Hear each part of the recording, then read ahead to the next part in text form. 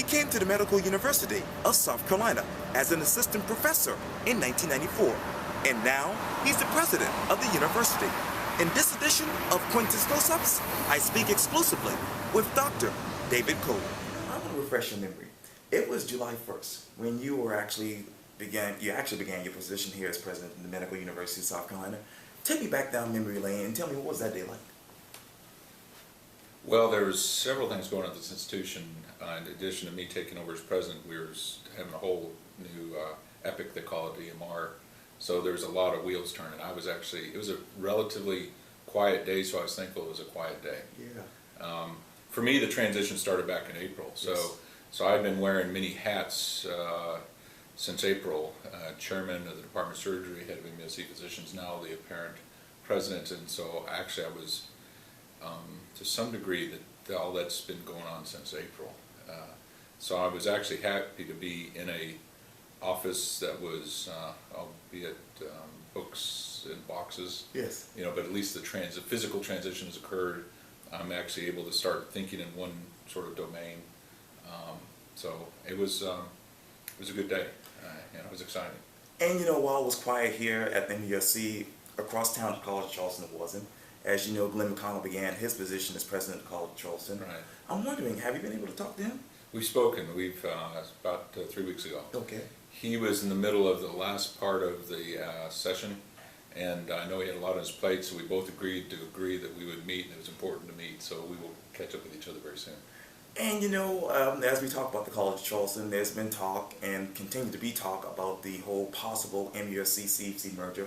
I'm wondering, what's your take on that? I think that there's, the underlying genesis of the merger discussions are the need within the community and the business community to have a comprehensive research university. That arguing against that's like arguing against mother and apple pie. I mean, there's very real needs so we can grow as a community. To me, the question is the mechanism. How do you accomplish that? The merger, per se, although well intended, really doesn't. If you look at it, wouldn't accomplish the proposed task by merely putting those two together. I think what we need to do is sit down, three pieces: the college, the university, medical university, the community, and say, how do we look at our strengths and how do we accomplish what we're going to do? And I think those conversations will continue to move forward. We'll find mechanisms to have synergy and mechanisms to build programs. But Rome wasn't built in a day. I don't see things like programs, for example, specifically graduate engineering programs don't just spring up because you deem it in a day. You have to have the planning, you have to have the vision, you have to have the money, you have to have the partnerships. So that's where the conversations will be. And speaking of vision and developing and whatnot, let's talk about the Horizon Project. Yes. As you know, it's going to be built for condos and offices and medical space. Tell me, as we sit here right now, how's that project going? Well, that's been a planning on I think the city and the university's horizon, no pun intended, for a while. They're about to start a building, so it's very exciting. Yeah. It's a huge opportunity. I think that my hat's off to the leaders and leadership of the community that have built the vibrant entity called Charleston. And this is a pocket that we can really build. It'll be I hope, and I think the vision is to have a biotechnology corridor, where you can have a living community that interfaces, that has real connectivity with the university, and one can synergize off the next. So to me, Horizon is right now it's a template, it's an open book that's just got opened, and we're going to figure out how to make it work. And again, it's a partnership. I don't see it as a sole. I think everyone has a vision. It just needs to be put together in an appropriate manner. And let's talk about the community, because we're sitting right here near Spring and Cannon Streets. Tell me, how is the MUSC really, the community, helping that particular community? The relationship between the university and the local community is critical. Yeah. And so we have to look at opportunities to have mutual win-win situations. So I would anticipate that local community leaders have a voice in Horizon specifically, right, and have input in terms of how and what the benefits are for the local community and the university per se. To me, I'm stating sort of platitudes. Sure. A strong university leads to a strong community, leads to a strong university. There has to be a tight interrelationship, and it's something to me that's a significant priority. And I've already had sort of initial discussions, and we'll continue to do so. I'm an open person. I think that one of my strengths is I listen well, and I think that I am able to form good partnerships, so I look forward to having the opportunity. And put back on your memory hat, because you've been here since 1994. Tell me this: when you look at MUSC today versus the MUSC back maybe 20-something years ago, what is the biggest difference? Well, I think let me start with what hasn't changed, and I think one of the major drivers has been the culture at MUSC. Most people are here by intention. They choose to be here. They see that there's something they want to be a part of. They see a vision that they can help build. And so it leads to a forward-thinking, inclusive sort of culture. That was what drew me here initially. That still remains the same. What's changed now is that the scope and size, resource, momentum, whatever term you want to use, has become much more, in my mind, over the last 5 years, we've come to a threshold where we can actually accomplish more. We have more momentum, we have more quality, we have more capability to have an impact. And so it's sort of like, if you will, dropping a pebble in a pond. Yes. That ripple effect is becoming larger, yes, if that makes sense. It does. So the ripple was there, but now when you drop that pebble, you can expect to make a bigger difference. So we have to think broader, bigger, and actually be a little more cognizant of what our opportunities are. Sure. And let's walk back down memory lane, because as I mentioned earlier, you came here in 1994. Tell me, what was so attractive about MUSC at the time? Well, I mentioned the culture. Right.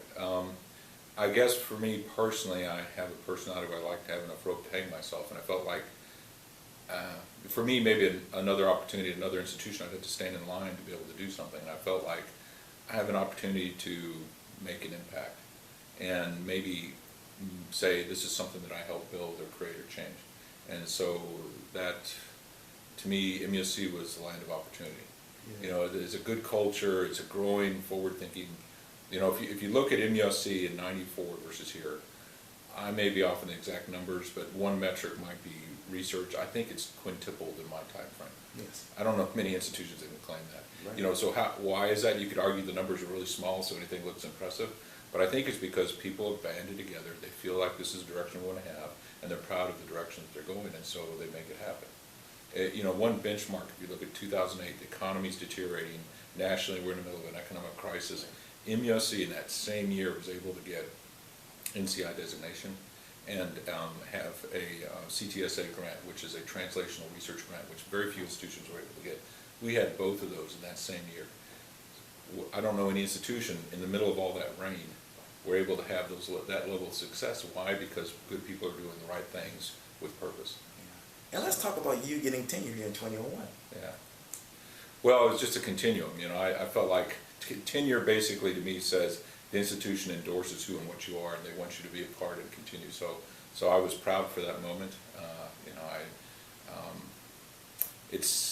Hopefully tenure is something that's not a struggle, but it's like, yes, this makes sense for both the person and the institution. And let's talk about right now, because what is your vision for the MUSC as far as the campus, the students going forward? We have, I think, a high-quality institution. There's a lot to be proud of, but I think we, and I'd say nationally, every academic medical center is faced with a transformation they have to face. They have to face how they're going to provide health care to patients. So to me, the opportunity is for us to really, in American medicine, we've been answering the question, what are we providing? We have the latest CT scanner, we have the latest procedure, what are we doing, what's the clinics, and so forth.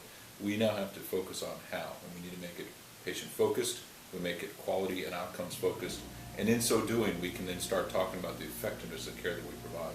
That's going to require a culture shift, because doctors have been, medical groups have been focused on the individual group, they've been siloed, and we have to come together, cross lines, and start having multidisciplinary be real, and patient-focused be real. So I would hope that in 5 or 10 years, we'll look at MUSA and say they put the patient first. My experience here has been that they really value my health, and so they have the building blocks, research, innovation, education, to build the healthcare providers of the future, to provide that sort of care forward. So we have an opportunity to not only transform how we provide healthcare, but how we educate the people to do it in the future.